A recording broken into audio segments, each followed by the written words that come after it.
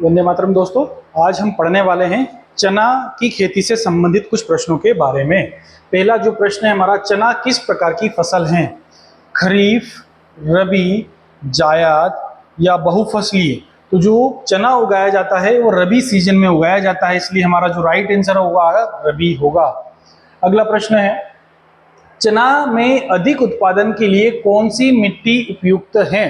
तो बलुई दोमट, चिकनी मिट्टी, काली मिट्टी, जलोढ़ मिट्टी।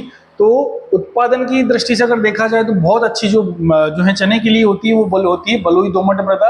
हमारा जो राइट आंसर होगा बलुई दोमट मृदा। अगला प्रश्न है हमारा, चने में मुख्य रोग कौन सा होता है?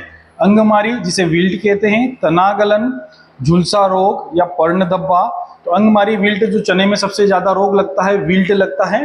राइट आंसर हमारा होगा विल्ट। अगला जो प्रश्न है हमारा, चने का वानस्पतिक नाम है साइसर एरिटिनम, फोसेलस वल्गेरिस, विग्ना रेडिएटा या पाइसम सटाइवम? तो राइट आंसर आएगा साइसर एरिटिनम। प्रश्न है, चना मुख्य किस प्रकार की जलवायु में उगाया जाता है? उष्णकटिबंधीय, समशीतोष्ण, शीतोष्ण या भूमध्य सागरीय? क्योंकि हमने देखा है कि चना ज्यादातर शुष्क क्षेत्रों में उगाया जाता है, तो हमारा राइट आंसर आएगा समशीतोष्ण क्षेत्रों में उगाया जाता है। चने के बीजोपचार हेतु किस रसायन का प्रयोग किया जाता है? यहाँ रसायन की बात कर रहे हैं, रसायन का पूछ रहे हैं बीजोपचार के लिए। कार्बेंडाजिम, मेलाथियान, क्यूनाल्फास या डाइथेन M45? तो हमारा जो राइट आंसर आएगा वो आएगा कार्बेंडाजिम से इसका जो है उपचारित किया जाता है। चना फसल की जीवन अवधि लगभग कितने समय की होती है?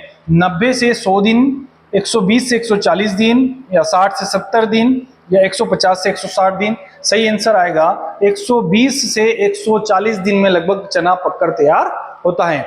अगला प्रश्न है, चने की किस्म JG 130 किस राज्य से संबंधित है? यानी कि JG 130 जो किस्म है वो किस राज्य में सर्वाधिक लगाई जाती है या ज्यादातर जो है वहां पर उगाई जाती है? महाराष्ट्र, मध्य प्रदेश, पंजाब, उत्तर प्रदेश? तो राइट आंसर आएगा मध्य प्रदेश, क्योंकि सर्वाधिक जो चना का उत्पादन है वो भी मध्य प्रदेश में ही होता है। तो यानी कि JG से संबंधित जो है मध्य प्रदेश।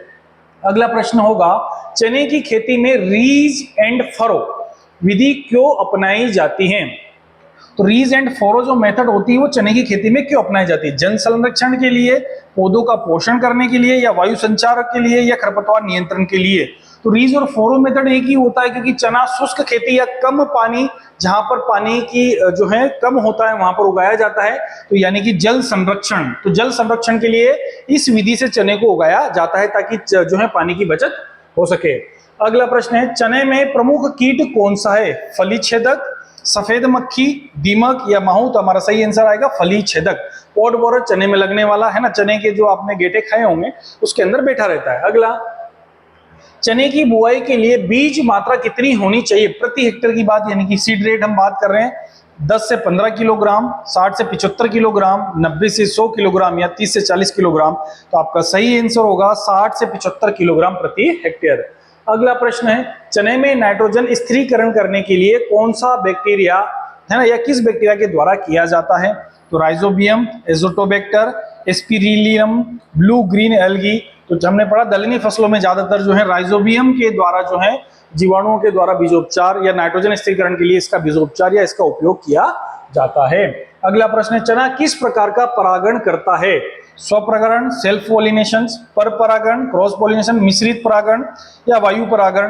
तो चना जो है वो स्वपरागण करता है, तो हमारा सही आंसर आएगा स्वपरागण। अगला प्रश्न है, चने की फसल में अधिकतम उपज के लिए कितनी बार सिंचाई आवश्यकता होती है? 1 से 2 बार, 2 से 3 बार, 4 से 5 बार, 5 से 6 बार? तो चना वैसे तो कम पानी वाली फसल है, फिर भी आपको एक अच्छा से अच्छा उत्पादन अगर चने की फसल से लेना है तो आपको कम से कम 2 से 3 बार सिंचाई हमको करना पड़ती है। हमारा सही आंसर होगा 2 से 3 बार।